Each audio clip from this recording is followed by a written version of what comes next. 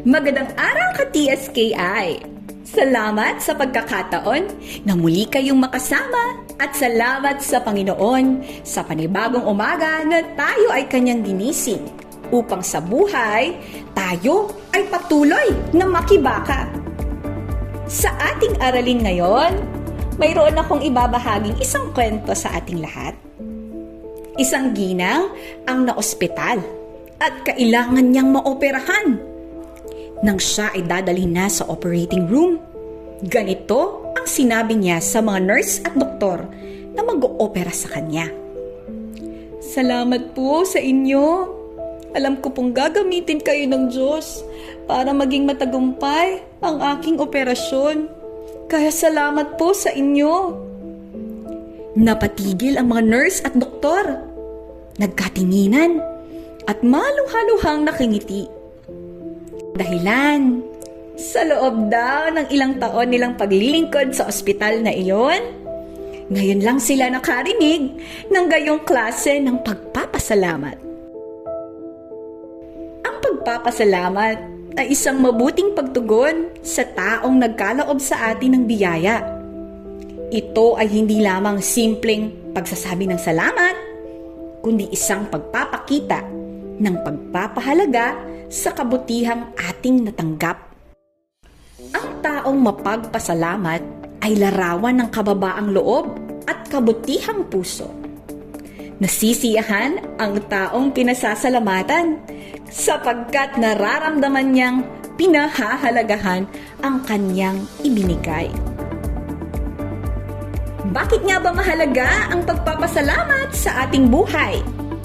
Mahalaga ang pagpapasalamat dahil ito ang nagbubukas ng ating puso sa higit pang madaming biyaya. Kapag tayo ay marunong magpasalamat, nagiging positibo ang ating pananaw sa buhay at mas napapansin natin ang kabutihan sa paligid natin. Sa kabilang banda, ang taong laging nagrereklamo ay kadalasang hindi nakararanas ng tunay na kasiyahan.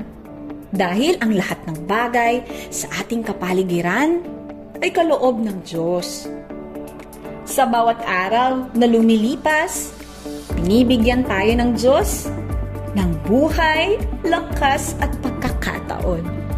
Kaya nararapat lamang na tayo ay maging mapagpasalamat at hindi mareklamo at dapat gamitin ang mga biyayang ito sa mabuti.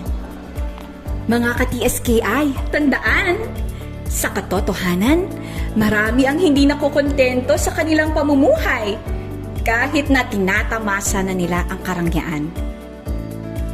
Pinapakita nito na ang tunay na kasiyahan ay hindi nakasalalay sa dami ng material na bagay, kundi sa marunong magpasalamat sa kung anong mayroon siya.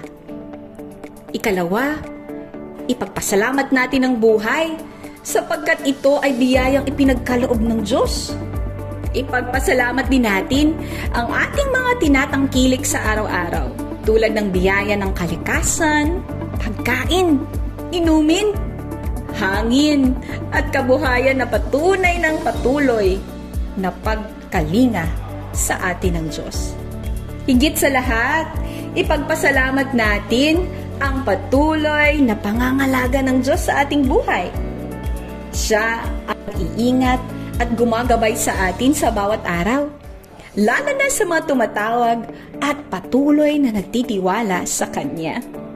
Ipagpasalamat din natin ang kaligtasang nagmumula sa Diyos, hindi lamang para sa buhay na ito, kundi pati na rin sa buhay na darating.